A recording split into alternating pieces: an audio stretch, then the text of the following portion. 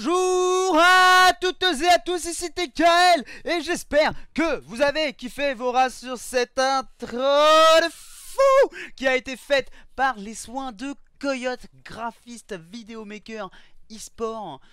Donc il fait principalement sur du Starcraft 2 et du Dota 2. C'est un mec extrêmement épique. Si vous ne le connaissez pas, si vous n'êtes pas sur sa page Facebook ou sur son compte Twitter, et ben les liens sont dans la description. Et si vous avez aimé cette intro, et bien vous avez comme devoir d'aller soutenir cet homme sur ses médias. Voilà, ce point ayant été fait, mille merci à Coyote. Voilà, on étend un petit peu le point. Et on va tout simplement présenter les joueurs. Vous avez déjà vu leur nom parce qu'ils se sont dit chef, TKL il est trop occupé à faire cette cri, une intro et ta gueule. C'est super. Donc Zergver en bas à droite de Belchir Vestige LE, comme indiqué à la gauche de votre écran.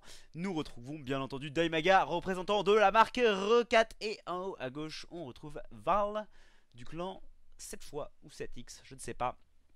Toujours est-il que cet homme m'est inconnu, mais que j'ai trouvé ce replay sur Drop SC, donc qui est un site vachement bien où les gens en fait drop des replays et où tout simplement, eh bien, il y a un certain nombre de replays pro et pas forcément pro, mais en tous les cas, il y a un certain nombre de replays assez intéressants. Et là, je suis tombé sur celui-ci. J'ai vu la durée de la game. Je vous donne un indice. Ça commence par 3, ça finit par 8. Non, ce n'est pas 3 minutes et 8 dixièmes, c'est 38 minutes, tout simplement. 38 minutes de game. Donc si tu veux aller te chercher ton coca, ta bière, ton popcorn, ton steak haché, eh bien vas-y, va le chercher. Pendant ce temps, nous on continue à avancer, ou tu peux juste mettre en pause parce que t'es sur YouTube. Réfléchis un peu s'il te plaît. Donc Val, un brave connu qui rencontre Daimaga, et manifestement pas de manière fortuite, puisque on peut le voir à la couleur de Daimaga, c'est une couleur custom. Donc a priori tournoi, éventuellement petite practice, je ne sais pas. Je dirais tournoi puisque il me semble, je ne suis pas absolument sûr de cela puisque je n'ai commencé à voir cela que récemment, mais au vu de l'interface ici d'observateur que vous avez, eh bien ça voudrait dire que ce match a été observé par des gens. D'ailleurs il est... Ouais mais je ne peux... Ah si, je peux voir. Non, il n'y a pas d'autres gens dans cette game. Bon bah je ne sais pas en fait. Mon interface observateur est complètement fucké, je ne sais pas pourquoi. C'est... Enfin comprenez-moi bien, hein, je trouve ça sympa, mais en fait j'aimais bien l'autre aussi.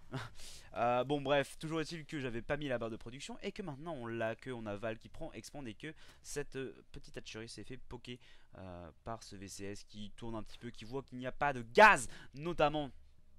Et qui dit pas de gaz dit pas de speedling, qui dit pas de speedling dit pas d'agression rapide. Ceci étant dit, Daimaga qui est en train de produire 2 Zerglings pour le map control, donc il ne va pas non plus laisser ce VCS scouter à l'infini. Val qui s'en doute bien et qui le rapatrie à la maison. Val qui montre quand même une forme de greediness ici avec son expand directement posé sur la naturale, mais on se doute quand même que Daimaga va savoir comment interpréter les signes, et donc il lui donne un signe à interpréter, hein. L'Overlord s'est avancé juste avant, c'est un bunker. Bon, il faudra faire quand même pas mal de Zerglings pour venir faire du dégât. S'il y a un bunker, ça devrait dissuader. Et dans le pire des cas, bah un bunker c'est toujours sympa, ça coûte pas grand chose, vous récupérez 75% du prix, de quoi vous vous plaignez. Donc Val qui derrière ça part sur Réacteur Hélion, un choix très judicieux à mon avis. À l'heure actuelle c'est quelque chose qui se faisait énormément sur la fin de Wings of Liberty, qui est un petit peu passé de mode au début de Heart of the Swarm, et qui revient en puissance à l'heure actuelle. Alors sur Wings of Liberty, on allait souvent chercher le flamme bleu qui était beaucoup plus efficace puisque ça rajoutait des dégâts nets et pas des dégâts contre les unités light. Ici, le flamme bleu, c'est plus que du dégât contre les unités light. Donc, les joueurs vont moins souvent aller les chercher. Et pour aller les chercher, je rappelle qu'il faudrait un Tech Lab. Donc, un investissement quand même relativement important. Un choix donc assez douteux je pense pour Val. Ici la B3 de la part de Daimaga, tandis que nous avons apparemment une volonté d'expandre le crypt très rapidement avec 2 queens qui s'y consacrent à l'heure actuelle. Donc une de ces 2 queens ira probablement au niveau de la B3 le moment venu, mais il faut bien voir qu'en attendant ça va faire énormément de crypt tumeurs et donc potentiellement un crypt répandu très rapidement, ce qui est important contre Terran. Pourquoi? Parce que vous allez souvent jouer Zergling, Benling, Muta, et du coup vos unités vous voulez absolument qu'elles rentrent au contact de votre adversaire le plus rapidement possible pour plusieurs raisons. Une, parce que ce sont des unités de contact, donc si elles ne sont pas au contact elles ne vont rien faire. Je parle des Zerglings et des Benling, pas des Muta. De deux, les Benling s'ils ne sont pas au contact ils vont vraiment rien faire. Il faut vraiment mettre la patte dessus, hein. Ils vont vraiment rien faire, la patte de panda, n'est-ce pas? Et en plus, les mines que votre adversaire va sûrement employer, eh bien elles font du splash damage. Et en conséquence, si vos unités sont au contact lorsqu'elles se prennent du splash damage, n'est-ce pas, et bien une partie du dégât sera également transférée en tant que friendly fire. Donc c'est toujours assez sympa à faire. Troisième command center de la part de Val qui a confirmé la prise expand de son adversaire et qui ne veut pas du coup tomber derrière. Mais que vois-je? Les flammes bleues qui sont recherchées de la part du bon Val qui en même temps va faire des tanks. Donc on a l'air de partir méca du côté du bon Val et ça je kiffe pas mal. On voit pas forcément ça ultra souvent. Enfin moi si un petit peu plus dernièrement puisque j'ai pas mal commenté la Go For avec Fox sur la AA TV. Et du coup on a pas mal eu de goodies. Woody qui fait des games de 1 heure à chaque fois, c'est insupportable, mais qui est un excellent joueur mecha. Et c'est toujours chouette de voir d'autres gens essayer un petit peu de jouer du mecha ici. Les Hélios qui vont se faire surround, malheureusement sans faire de dégâts économiques concrets, hein. Il a tué 2 ouvriers, mais autant dire que c'était un peu de la chance pour le coup. Daimaga qui a vraiment laissé aucune chance justement aux Hélions de son adversaire. Le flamme bleu qui va pas tarder à se finir, du coup c'est vraiment dommage d'avoir perdu ses Hélions. Peut-être qu'il aurait dû attendre un petit peu avant de les engager en plein milieu du creep, que son flamme bleu se termine. Ça lui aurait permis de les perdre en faisant beaucoup plus de dégâts, ce qui mine de rien est quand même l'intérêt des unités. Vous voulez les perdre en faisant un maximum de dégâts, même quand elles sont coûteuses. Et les Hélions ne sont pas coûteux, donc voilà, c'est vraiment sympa. Par contre Val qui se wall très bien, ça on le voit pas forcément ultra souvent, des joueurs terrain qui vont faire les walls jusqu'au bout sur chaque base. Et pour l'instant c'est ce qu'il a l'air d'être parti, c'est ce qu'il a l'air de vouloir faire plutôt. Il y a beaucoup de joueurs terrain qui par souci de simplicité en fait vont coller un bunker à leur command center, vont entourer le bunker de dépôt et vont compter sur ça pour défendre. Donc c'est un peu particulier, mais ça se fait. Et ici les Hélions qui font des ravages avec leur flamme bleue. Seulement 2 Hélions, seulement 2 flammes bleues et tellement de Zerglings morts. 10 Zerglings qui sont morts sur ce seul Hélion. Malheureusement Val qui en a quand même perdu un. Sa micro qui n'est pas forcément au top, hein, qui n'est pas forcément équivalente à celle du représentant Rokat. Une marque qui soutient quand même pas mal l'e-sport, spécial dédicace. Et si on voulait les faire chier, on pourrait citer un rival comme Razer qui fait aussi plein de trucs pour l'e-sport. Voilà, parce que je suis pas un vendu moi, ok? À part si vous me sponsorisez bien sûr. Et du coup nous avons des Battle Hélions qui ont été drop dans la ligne de minerai de la part de Val. Et encore une fois hein, on a pu voir les Battle Hélions qui s'arrêtaient pendant un moment. Vraiment marque pour moi d'une micro pas forcément au mieux de ce qu'il pourrait faire. Mais faut le dire, hein, Val qui est grand maître sur le serveur Europe. Donc mine de rien c'est un mec qui a du talent. Mais peut-être qu'il a la pression, hein. C'est vrai que quand tu rencontres Daimaga tu claques un peu des miches, tu fais pas forcément ta marionnette. Et on sait tous que faire la marionnette ça peut être compliqué. Avec ici le Viking qui va partir à la chasse à l'Overlord. On confirme la prise d'expand, la prise d'expand avec le dropship, hein, on en profite quitte à faire un drop. Malheureusement on voit bien qu'il y a des forces qui sont là pour réceptionner. Et notamment qu'on commence à avoir des roach, donc des unités qui vont être non seulement très résistantes au Battle Hélion, mais qui en plus vont leur faire quand même pas mal de dégâts. Même s'il n'y a pas de dégâts bonus, les roach qui ont quand même un DPS relativement intéressant à ce moment là de la game, hein. Joueur Zerg, ne m'agressez pas s'il vous plaît. Donc voilà, pour l'instant Val qui va décider de reculer avec son drop. Malheureusement le creep spread qui est tellement important pour Daimaga que à l'heure actuelle. Ouh, ça par contre c'était bien joué d'attaquer le Battle Hélion pour faire cramer la cryptumeur. Bien joué de la part de Val, j'apprécie ce genre de petit geste. Le creep spread est tellement bien fait à l'heure actuelle. À 12 minutes de jeu, être à la moitié de Belcher Vestige, c'est pas trop mal. C'est pas le niveau de Scarlet, mais c'est pas loin. Ça fait que il y a très difficilement la possibilité pour Val de faire des drops. Il faudrait qu'il fasse tout le tour de la map. Le problème c'est que sur le tour de la map vous avez aussi des overlords. Et ça Val il s'en doute très fortement. Du coup il se gêne pas, il passe quand même au milieu de map. Ceci étant dit, Daimaga ici qui l'attend de pied farm, qui l'attend également ici. Ceci étant dit ce sont des hydras, hein, donc ça va fondre très vite. Ça je vous le dis. Voilà, 3 hydras qui sont morts quasiment instantanément. Il l'a échangé contre 2 Hélions. Personnellement je fais ce trade n'importe quel jour de la semaine. Par contre ici ça commence à faire beaucoup d'Hélions qui meurent sans forcément faire de dégâts. Voilà, c'était dommage, il y avait une force qui était présente pour Daimaga très rapidement, et donc qui a pu s'en débarrasser très rapidement, mais sans quoi il aurait pu faire quand même beaucoup plus de dégâts. Les Hélions Flammes Bleues qui sont tous morts ou presque. On continue d'accumuler des tanks du côté de Val, également quelques torts, hein. On avait l'air un petit peu de craindre la possibilité des Mutalisques, mais ça ne va pas être que pour ça, ça va être également pour tanker du dégât assez curieusement dans l'armée Terran, hein, sachez-le. Les unités tankent toutes sauf les tanks, voilà. Les tanks qui sont là pour faire des dégâts. C'est une conception assez particulière, mais j'ai envie de dire, pourquoi pas. Et un 4ème command center, un 5ème, un 6ème command center de la part de Val qui n'a pas peur de la macro. Après, faut bien voir que Daimaga, lui, il a sa B4 qui est là. Il va bientôt avoir sa B5. Donc, faut faire attention à ce que ces command centers ne fassent pas que rester dans les bases. Et non, effectivement, Val qui l'envoie au niveau de sa seconde base. Mais je pense que ça a été vu. Je ne suis pas sûr, mais je dirais non, c'est peut-être juste hors de portée. Tandis qu'on continue de drop du côté de Val. On va choper ces unités qui stationnaient au niveau de la B5. Et malheureusement, comme vous voyez, hein, les roches qui font, comme je vous le disais, pas mal de dégâts assez Hellbat. Et surtout qui tankent énormément de dégâts sur les Hellbat. Ici les VCS encore de transfert qui vont se faire un petit peu choper. Et ça va donner l'information à Daimaga sur la présence du command center. Il va probablement envoyer ses unités. Non, pas tout de suite. Pourquoi pas, mais du coup c'est Val qui envoie tout son armée, 174 de pop en mecha, ça peut faire très mal. Par contre c'est des Hélions qui sont en première ligne. Pourquoi eh bien parce qu'ils sont plus rapides que les autres unités, mais du coup ils prennent ultra cher. Et on continue la production de torts tandis que j'ai une crampe dans le pied, c'est affreux. Mais rien n'arrête le cast, c'est ça le professionnalisme, c'est ça force kill.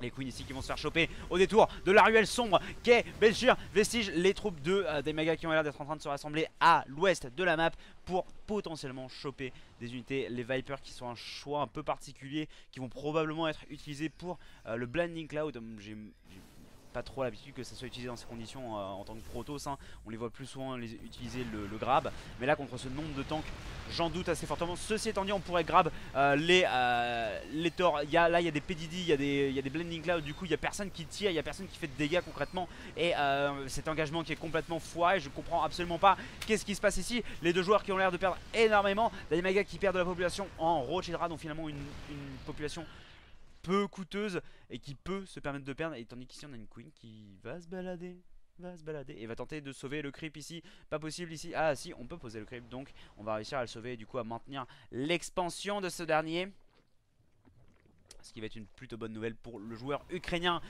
Tandis que Val ici continue sa production d'unités de tanks, de vikings, de Thor, d'Hélions. On a le plus 3/2 qui arrive pour les unités mécaniques. Tandis que du côté Zerg, eh bien, on a le 3/3 qui va pas tarder à arriver. On essaye de forcer un autre scan. Malheureusement, il y a les corbeaux qui sont présents et on va se débarrasser du creep. Ici, la B5 qui a été posée de la part de Daimaga. Et ça va être à peu près tout pour l'instant. Toutes les expands qu'il pourra prendre potentiellement plus tard dans la game. C'est cette base qui pourrait être contestée potentiellement. Mais ce qu'il faut voir, c'est que c'est une position extrêmement risquée pour Daimaga. À l'heure actuelle, la map qui est coupée en deux ou presque. Et on va tenter la contre-attaque du côté de Daimaga avec ses Roach Hydra. Mais attention, il ne faut pas rester bloqué sur cette composition trop longtemps, sinon ça va être dangereux. On recherche le plus 2 des unités, le plus 2 de défense des unités aériennes, donc qui vont servir aux Vipers, hein, concrètement. Mais il faudra peut-être autre chose, je ne sais pas. En tous les cas, ici on a l'engagement qui se fait, les troupes de Daimaga qui se font imploser, hein, puisque les Vikings se sont posés au sol tout simplement. Et on a des Roach qui vont faire un petit peu de dégâts économiques. Donc on en arrive à 8 ouvriers tués contre 8. Finalement c'est pas trop mal, surtout vu les ressources que Val a consacrées à essayer de faire du harass avec ses Hélions. Et bien je dirais que c'est assez cost effectif de la part de Daimaga qui continue sur la production de Roach. Je trouve ça assez douteux, douteux et doutu. Du coup je ne suis pas trop sûr de ce qu'il essaye de faire. Il pose une seconde Spire. Donc a priori on va transitionner vers du Broodlord. Ou en tout cas c'est l'impression que ça donne. Mais je me dis Broodlord contre du mecha, où donc on a fait pas mal de Vikings, c'est assez douteux aussi. Du coup je trouve ça bizarre. Parce qu'il n'y a toujours pas d'amélioration de contact du côté Zerg. Donc on va pas chercher l'Ultralisk apparemment. Donc Roach Hydra jusqu'au bout de la nuit. Peut-être, pourquoi pas.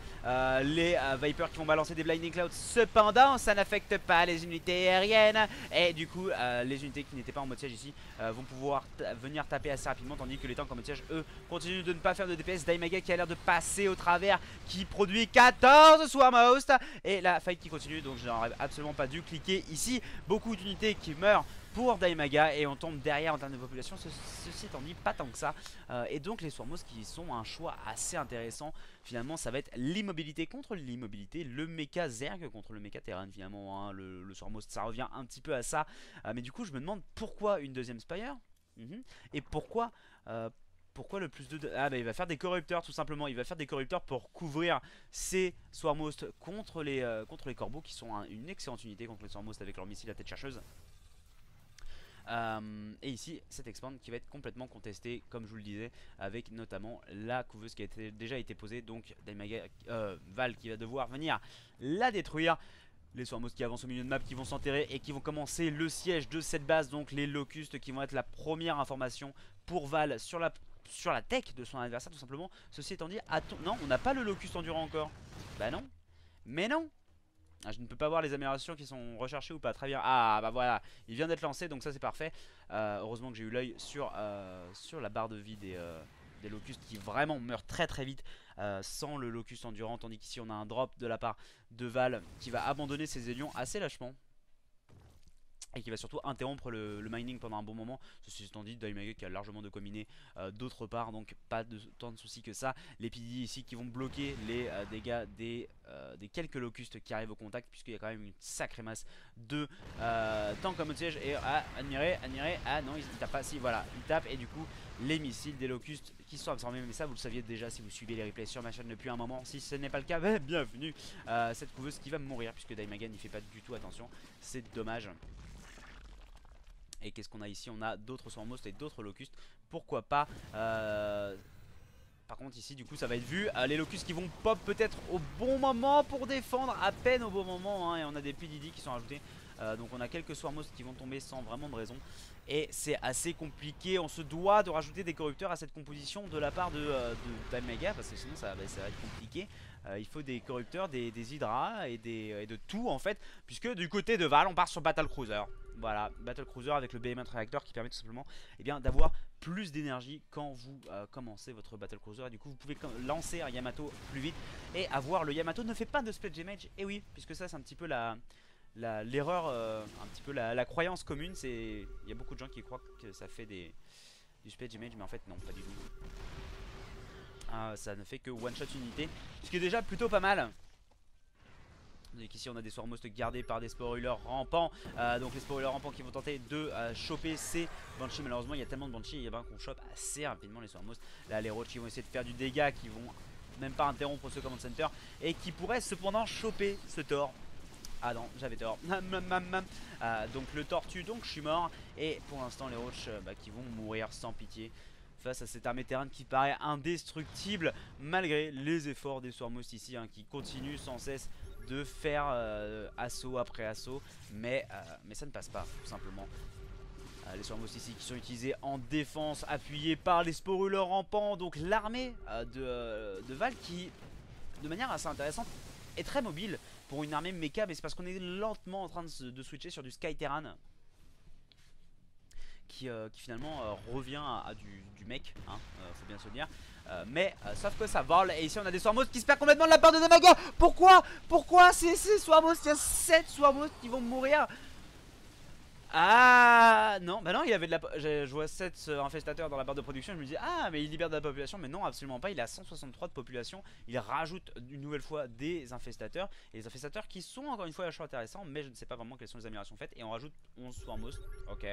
Donc ah non si, non, je suis perdu avec cette interface. Mais non, il n'était pas à 200 de population. Mais par contre là avec les 11 Swarmos de plus, il va y être. Sauf quand ces unités vont mourir. Elles ne devraient pas tarder à mourir a priori, puisqu'elles se sont complètement enfermées ici finalement. Et c'est finalement un peu le but hein, puisque du côté de Daimaga on va pas vraiment faire de dégâts avec ces unités. On va juste les sacrifier en faisant le maximum de dégâts possible. Et ensuite on va recréer d'autres unités. Et ces autres unités ça va être des infestateurs supplémentaires. Donc l'armée de Daimaga qui risque d'être tout particulièrement redoutable et intéressante aussi. Je me demande comment est-ce que ça va fonctionner. Il va falloir qu'il fasse les bons fungles. Et il va falloir qu'il se synchronise un petit peu avec ses locustes. Pour l'instant les locustes qui chopent 2 Thor. Donc ça c'est plutôt pas mal pour des unités gratuites. Tandis que là un petit fungal gross sur ce corbeau. Waouh, le missile à tête chercheuse. Faut séparer ces infestateurs du reste de la masse, sinon ça va péter. Oh, ça me fait tellement mal, tellement de dégâts sur ces infestateurs qui meurent comme des fleurs. Et c'est les Locust qui vont partir à l'assaut de la B5 de Val, qui pour l'instant s'en sort plutôt pas mal, notamment avec ces infestateurs qui sont tous morts. Au niveau des ressources perdues, on en est à 27 000 pour Daimaga contre 17 000. Autant, ouais, on peut dire que ça se passe plutôt bien pour Val à l'heure actuelle. Ceci étant dit, Val est en train d'investir de plus en plus dans des unités toujours plus chères, notamment les Battlecruisers qu'il a produit 6 par 6, n'est-ce pas? Et du coup, ça veut dire que s'il commence à les perdre, eh bien, il ne pourra pas les recréer, et que du coup, il risque de perdre à moins de faire des très bons trades. Donc ça, il se retrouve un peu dans une dynamique Protoss où il ne va pas pouvoir se permettre de perdre énormément d'unités, sans quoi, eh bien, il va perdre la game tout simplement. Ici les Banshees qui tentent de harass un petit peu, mais les Fungal Growth qui veillent au grain. Enfin plutôt les Swarmos qui balancent sur Fungal Growth. Et du coup ça fait quand même pas mal d'énergie qui est utilisée pour quelques Banshees. Et c'est aussi un petit peu le but de Val ici, hein. Il veut forcer de l'énergie utilisée de la part de son adversaire. Pourquoi? Parce que ça veut dire que c'est de l'énergie qui ne sera pas utilisée sur ses Vikings, sur ses Corbeaux, sur ses Battlecruiser tout simplement. Et Locust qui continue d'être envoyé à la mort pour faire un minimum de dégâts. Ceci étant dit, eh bien, on a une forteresse planétaire qui rajoute du splash damage au tank. Et du coup, eh bien, les Locust qui n'atteignent jamais cette forteresse planétaire. Et les Banshees ici qui sont quand même en nombre impressionnant. 5 Banshees qui vont faire du dégâts sur cette base. Plus que 4. Mais il va falloir d'autres défenses pour Daimaga. On envoie les infestateurs. C'est un petit peu la seule défense anti-aérienne qu'on a à l'heure actuelle. Il y a quelques Vipers qui traînent sur le terrain. Voilà, elles sont là. Mais il faut absolument leur trouver une utilité, puisque ce sont des unités à énergie. Et que ça veut dire que oui, c'est bien qu'elles soient à 200 d'énergie, mais si elles sont à 200 d'énergie et que vous n'utilisez pas leur énergie, eh bien elles cessent de prendre de la valeur et donc elles sont moins intéressantes. Et là c'est un petit peu la dynamique inverse du côté de Daimaga. On utilise trop d'énergie et du coup bah enfin sur les infestateurs, et du coup on va se retrouver assez rapidement dans une fight contre notre adversaire qui va avoir un 200 de pop Skyteran pardon, et qui il va pas savoir quoi en faire de son armée Daimaga, parce qu'elle aura pas d'énergie tout simplement. Les tanks ici qui doivent avoir tellement de kills, 77 kills, 74 kills, 77, 72 et 47. Donc tous ces tanks sont des commandants. Je me demande comment ça fonctionne quand il y a des conflits de hiérarchie du coup. Et nous avons la masse de Battlecruiser tout simplement. J'ai pas dû voir autant de Battlecruiser dans une edit game depuis bien longtemps. Ça nous amène à 12 Battlecruiser, c'est beaucoup. On dit qu'on a 7 corbeaux et que nous avons beaucoup de vikings.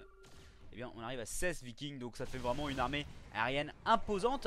Les Swarmos ici qui vont être révélés, et les Vipers qui se trouvent ici mais qui servent à rien, les Vipers qui vont se faire sniper par le Yamato, qui est vraiment un outil utile dans ces conditions, puisque les deux joueurs vraiment se reposent sur des unités heavy en gaz très importante et qu'ils ne veulent pas perdre. Et du coup le Yamato qui va faire mal une nouvelle fois. On bring le Battlecruiser. Cependant d'autres infestateurs qui se font snipe et qui meurent, et du coup un Battlecruiser qui meurt en échange de toutes ces unités. Je suis pas sûr que ça soit worth it pour l'instant. Ceci étant dit, Daimaga qui a une assez grosse banque, et là on va faire le Neural Parasite finalement. Donc le parasite Neural qui je pense est plus que nécessaire à l'heure actuelle, mais il va falloir un petit peu plus de Swarmost, il va falloir balancer des parasites neurales sur tous ces corbeaux, balancer tous les missiles à tête chercheuse qu'ils ont sur les Battlecruisers, ou prendre les Battlecruisers, balancer tous les Yamato, et ensuite eh bien il faudra engager avec les corrupteurs qu'il est en train de produire finalement. C'est la première fois qu'il décide de faire des corrupteurs dans cette partie, et j'ai envie de dire c'est pas trop tôt, mais n'est-il pas trop tard? Cette phrase était parfaitement française. Avec ici des Locust qui se sont perdus dans les détours d'une ruelle sombre. L'armée de de Val pardon, qui avance au milieu de map. Daimaga qui se prépare à le recevoir. La question étant comment va-t-il le recevoir? L'essentiel étant de ne pas le recevoir par derrière, puisque c'est là que ça fait le plus mal après tout. Mais Val qui n'a pas l'air déterminé en fait à engager, je ne sais pas pourquoi, tout simplement il attend ses deux derniers Battlecruisers peut-être. Là il va avancer avec ses tanks, et c'est le push de la part de Val qui ici avance avec ses tanks Unsiege pourquoi je ne sais pas, puisque là il va se retrouver à taper, à pas pouvoir taper forcément ce spoiler en pont, c'est assez curieux, tandis que les Locust continuent de tapoter au niveau de cette base. Voilà les Locust qui vont pouvoir taper dans les tanks, mais le truc pour moi c'est que ça va libérer de la population. Pour des Battlecruisers, je suis pas sûr que ça soit la meilleure idée du siècle. Tellement de Battle Cruiser. Il y a 17 Battle Cruiser sur le terrain, c'est infâme. Faites un petit peu les calculs à la maison. Il me semble que c'est 400 de minerais, 300 de gaz un Battle Cruiser. Donc infâme ici, ça va être compliqué à repousser. Ceci étant dit, il y a pas mal de corrupteurs aussi, hein. Il y en a 26 corrupteurs, ça fait beaucoup. On en produit 3 de plus et il y a des parasites neuro ici. Donc potentiellement si on prend une très bonne fight de la part de Daimaga, ça peut bien se passer, mais ça peut aussi très mal se passer, hein. Faut bien voir, faut voir aussi, hein. C'est possible. Là il pourrait faire un combo, on pull des Battle Cruisers et on les parasites neurales, c'est possible. Mais attention, il va y avoir le Yamato qui va être balancé en théorie. Attention, ça fait mal, on n'a pas de parasite neural pour l'instant, normal parce que les infestateurs sont là-bas, tandis que les corrupteurs prennent quand même pas mal de dégâts mine de rien, puisque les Yamato ça tue, hein, ça one shot de manière générale. Et Locus qui continue de pousser, mais ça ne sert à rien. Change le pathfinding. Daimaga, envoie-les à un autre endroit, fait quelque chose. Rends-toi utile, bordel de merde. Et on n'a pas assez de gaz du côté de Daimaga. On ne peut produire concrètement que des Zerglings à l'heure actuelle, parce qu'il n'y a pas de gaz, il n'y a plus de gaz sur cette map. Mon Dieu. Quel bug. Il n'y a plus de gaz sur cette map et en fait on n'en récolte pas forcément autant qu'on pourrait, hein, concrètement. Faut aussi se sortir les doigts de temps en temps. Mais Daimaga qui est vraiment dans une situation un peu difficile ici, puisqu'il se retrouve face à une armée. Comment tu la bats? Comment? Et vas-y, toi simple viewer, dis-moi dans les commentaires comment tu aurais fait arriver à ce moment là de la game, hein. Me fais pas, oh il faut pas laisser l'adversaire en arriver là. Comment tu fais pour battre cette composition? Eh bien je pense que tu ne peux pas. Je pense que à moins de t'appeler Life, et encore, parce que Life il utilise des Zerglings, c'est assez complexe. Voilà, ici on va continuer à balancer des Yamato, que ce soit sur les corrupteurs ou sur les Queens, même si les Queens elles ont tellement peu de points de vie et d'armure qu'elles meurent avant que quoi que ce soit ne se passe tout simplement. Les infestateurs qui sont à 200 d'énergie ici, qui se doivent de balancer des fungles, des parasites neurales, quelque chose, mais qui ne peuvent pas se permettre de mourir vainement. Je sais pas, là ils ont besoin d'un truc différent. Ici les Locus qui vont peut-être réussir finalement à taper sur les tanks. Bah dis donc, 15 minutes plus tard, ah là là, c'est plutôt sympa ça. Mais bon, encore une fois, si ces tanks meurent, ils vont libérer juste de la population pour des battle cruisers. Donc je doute de la cost effectiveness de l'opération. Même si c'est des unités gratuites, je pense à l'heure actuelle que le fait d'avoir des Swarmos ici fait plus de mal à Daimaga qu'autre chose. Ceci étant dit, il est à 147 de population, c'est pas comme s'il avait besoin d'espace de population. Donc bon, quitte à rien faire, autant avoir des Swarmos Command Center qui ne s'est jamais fini, hein. Je pense que c'est important de le préciser. C'est un peu la crise d'un côté comme de l'autre, notamment du côté de Val qui n'a plus de ressources à miner en fait tout simplement, juste sur cette base. Et encore Val qui a également sacrifié pas mal de population en VCS j'ai l'impression, hein, puisque je ne vois pas beaucoup de VCS. Oui voilà, il y a 14 VCS sur le champ de bataille et du coup ça fait relativement peu, hein. Il fait tout son minage avec des mules tout simplement, si ce n'est les VCS qui récoltent le gaz.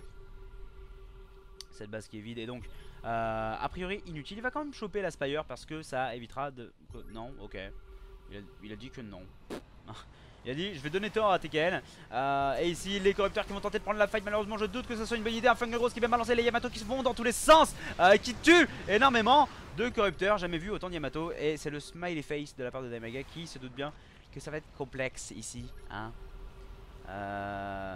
Govoriad Pro Free Unit Yudashi. Ok. I use Govoriat.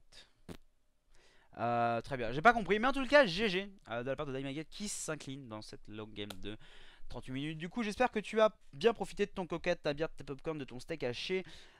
C'était TKL. Retrouve-moi sur Facebook et sur Twitter. Retrouve Coyote sur Facebook et sur Twitter. C'est un ordre. Et on se dit à très bientôt pour de nouvelles vidéos. Voilà.